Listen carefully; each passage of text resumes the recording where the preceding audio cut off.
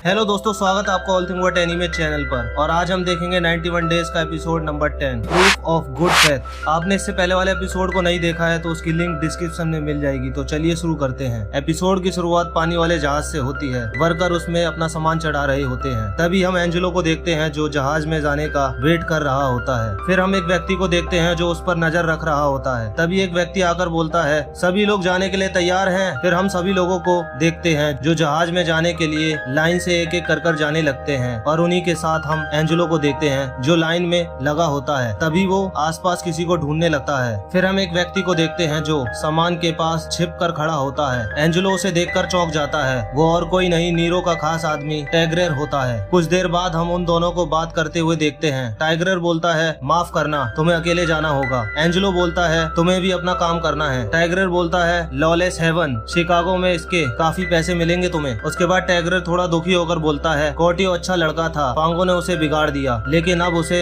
खत्म करना ही होगा। तभी जहाज के जाने की आवाज आती है। टाइग्रेर इशारों में एक व्यक्ति को जहाज रोकने को बोलता है। एंजेलो बोलता है, अब मैं चलता हूँ। हम देखते हैं एंजेलो वहाँ से जा रहा होता है। तभी उसके पीछे एक व्यक्ति आता है, वो कोटियो होता है। एंजेलो बोलता है, तुम इसमें काफी अच्छे दिख रहे हो। 10वां दिन, proof of good faith. Cabin में हम नीरो और उसके बाकी साथियों को देखते हैं जो कोटियो के बारे में बात कर रहे होते हैं। बारबेरो नीरो से बोलता है, कोटियो हमें नहीं मिल रहा। फिर टाइग्रेर बोलता है, हाँ, अविलियो अकेला शिकागो गया है। नीरो बोलता है, कितनी बार कहूँ, उस पर शक मत करो। फिर सभी लोग सोचने लगते हैं। तभी हम पिछले एपिसोड में गांजो और एंजेलो की मुलाकात को देखते हैं। जब वो बोलता है, वो तीसरा आदमी मैं हूँ। एंजेलो उससे पूछता है, वो चिट्ठी तुमने मुझे भेजी थी? जवाब में गांजो बोलता है, वेनिटी को टेस्टा के बेटे यानी तुम्हारा डर था। उसने मुझसे किसी भी हाल में तुम्हें पकड़ने को कहा था। गांजो उसे बताता है, तुम डरो मत, उसके लिए तुम मर चुके हो। सच कहूँ तो मुझे लगा नहीं था तुम इतना अच्छा करोगे। तुमने काफी गलतियाँ की, लेकिन वानो को बढ़िया तरीके से मारा। एंजेलो उससे पूछता है, तुम वेनिटी को क्यों मारना चाहते हो?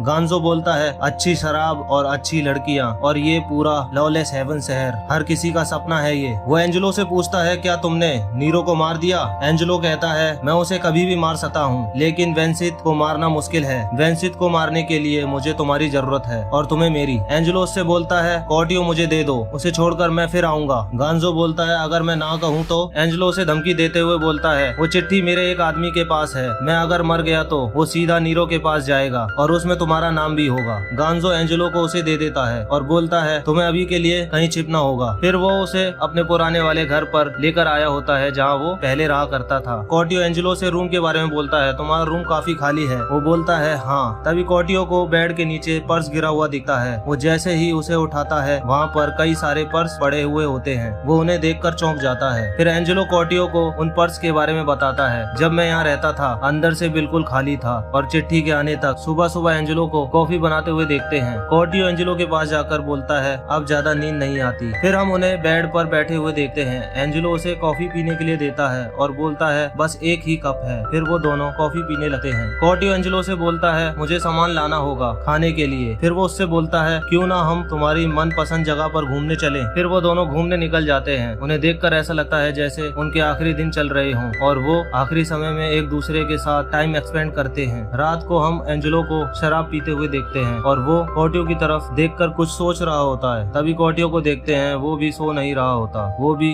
जाग रहा होता है, जैसे वो भी कुछ सोच रहा हो। सुबह होते ही हम एंजेलो को देखते हैं जो फोन पर किसी से बात कर रहा होता है। मिस्टर स्ट्रिंगर को मेरा सलाम देना। बाहर आकर हम देखते हैं वहाँ पर कोटियो भी होता है। फिर वो दोनों सिगरेट पीने लगते हैं। एंजेलो बोलता है, कोटियो। तभी कोटियो बोलता है, तुम लॉलेस हेवन में वापस जाओगे ना? हाँ, शिकागो के बाद वहीं जाऊंगा। कोटियो बोलता है, और वापस भी आओगे ना? एंजेलो बोलता है, हाँ, मैं वापस जरूर आऊंगा। जाते समय कोटियो से बाय बाय बोलता है। फिर वो वहाँ से चला जाता है। वेंसित बोलता है, हॉल का काम खत्म हुआ। उसकी बातों से ऐसा लगता है जैसे उसका आज कोई नया क्लब बनकर तैयार हो गया हो। फिर हम वेंसित को देखते हैं जो सिगार जलाने की कोशिश कर रहा होता है, मगर उसके हाथ कांप रहे होते हैं। तभी नीरो जाकर उसके हाथ से सिगार छीन कर जलाकर पीने लगता है। वेंसित बोलता है, काफी समय हो गया है, लेकिन गैलिसिया के साथ हमारा रिश्ता ठीक हो जाए तो हमें डरने की कोई जरूरत नहीं है। नीरो बोलता है, हाँ, अगर हरा ना सको तो एक हो जाओ। वेंसित बोलता है, उसे बस पैसे से मतलब है, जीत या हार से नहीं। हमें बस उन्हें गुस्सा नहीं दिलाना है। नीरो बोलता है, ना मरेंगे ना जीने देंगे, वो बस हमारा फायदा उठाकर रास्ते पर छोड़ देंगे। वेंसित बोलता है, तुम्हारी भावनाओं को मैं समझता हूँ, लेकिन गैलिसिया अगर चाहे तो 1 महीने में ही हमें। नीरो बोलता है, डराइए मत, मैं गधा नहीं हूँ जो उन पर हमला करूँ। पहले सोचो फिर आगे बढ़ो, जितना तेज भागोगे उतनी तेज नीचे गिरोगे। पापा चाहे कुछ भी हो मैं फैमिली की रक्षा करूंगा। टाइगर बोलता है वो लड़का कहीं नहीं मिल रहा। बार्बरो बोलता है कोर्टियो के साथ साथ अविनियो भी गायब है। टाइगर बोलता है लेकिन उसने शिकागो से कॉल किया था, उसने कहा सौदा पक्का है। नीरो बोलता है गैलिसियस भी खुश थे। बार्बरो बोलता है वो 1 हफ्ते से गया है, अगर सीधा शिकागो जाता है तो 1 दिन लगता है उसे। टाइगर बोलता है वो पहली बार शिकागो गया है, 1-2 दिन मजे लेने दो उसे, यहाँ ऐसी लड़कियां नहीं मिलती।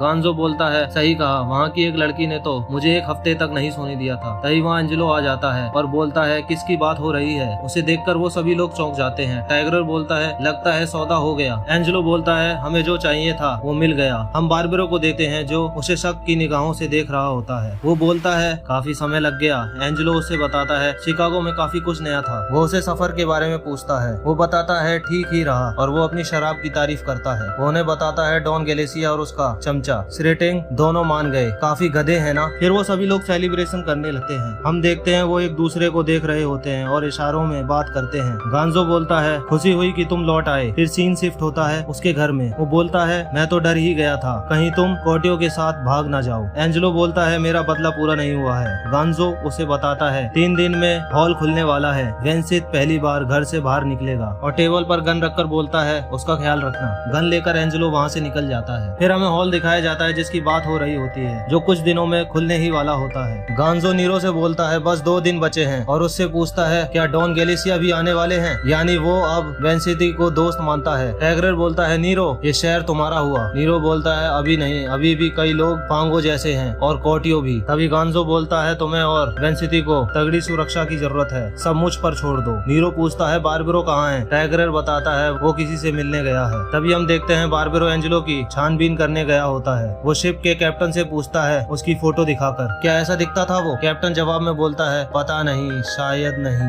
तभी बार्बरो उसे नोटों की गड्डी दिखाता है। उसे देखकर कैप्टन खुश हो जाता है। फिर बार्बरो कैप्टन को फोटो दिखाता है। कैप्टन उसकी फोटो देखता है। तभी सीन बंदूक की तरफ शिफ्ट होता है जो गांजो ने एंजेलो को दी थी। एंजेलो के पास कॉल आती है। वो बोलता है क्या तुम आ सकते हो, कोर्टियो के बारे में बात करनी थी। उसकी बात को सुनकर एंजेलो चौंक जाता है। तभी फोन कट जाता है। उसके बाद हम एंजेलो को नीरो के घर देखते हैं। इससे पता चलता है कि वो कॉल गांजो ने किया होता है। एंजेलो उनसे केबिन में जाकर पूछता है कोर्टियो के बारे में कुछ पता चला। नीरो बोलता है नहीं। तभी बार्बरो उसके पास आकर बोलता है तुमने कोर्टियो को जाने दिया ना। शिप वाली बात से पता चल गया कि वो पैसे लेकर कैप्टन ने उसे सब बता दिया कोर्टियो के बारे में। सभी लोग उसे शक की निगाहों से देख रहे होते हैं। बार्बरो बोलता है तुम कोर्टियो के साथ शिकागो गए थे ना, जवाब दो। अविनियो कोर्टियो शिकागो कैसे पहुंचा। तभी दरवाजा खटखटाने की आवाज आती है। बार्बरो बोलता है बाद में आना। तभी हम देखते हैं बार्बरो उसके ऊपर गन तान देता है। तभी गेट तोड़कर कोर्टियो आ जाता है। उसे यहाँ देखकर एंजेलो चौंक जाता है और वो मन ही मन में दुखी हो जाता है। वो नहीं चाहता था कि वो इधर आए। इधर वो सभी लोग कोर्टियो को देखकर चौंक जाते हैं। इसके बाद हमें एंजेलो के जाने के बाद का सीन दिखाया जाता है। कोर्टियो अकेला बैठा हुआ कुछ सोच रहा होता है। कुछ देर बाद हम उसे घर से जाते हुए देखते हैं। घर की मालकिन उससे पूछती है क्या तुम ब्रूनो के दोस्त हो। वो उससे बोलती है उससे दूर रहना। कोर्टियो पूछता है पर क्यों। वो बोलती है वो बिना कुछ किए इतने पैसे कमाता है, मेरी बात सुनो, बस उससे दूर रहो। कोर्टियो उस बूढ़ी दादी को बताता है मैं उसका भाई हूँ। वो बोलती है सच में, मुझे माफ करना। कोर्टियो चलते चलते बोलता है सच में, चाहे कुछ भी हो जाए। उसके बाद वो अपने अच्छे बीते हुए पलों को याद करता है जो उसने एंजेलो के साथ बिताए थे कुछ दिन पहले। वो एक एक करके सारी शराब की बोतलें नदी में खाली कर रहा होता है। कोर्टियो कहता है हम फिर से शुरू करेंगे, हम मिलकर लड़ेंगे। उसके बाद हम उसे सुबह देखते हैं।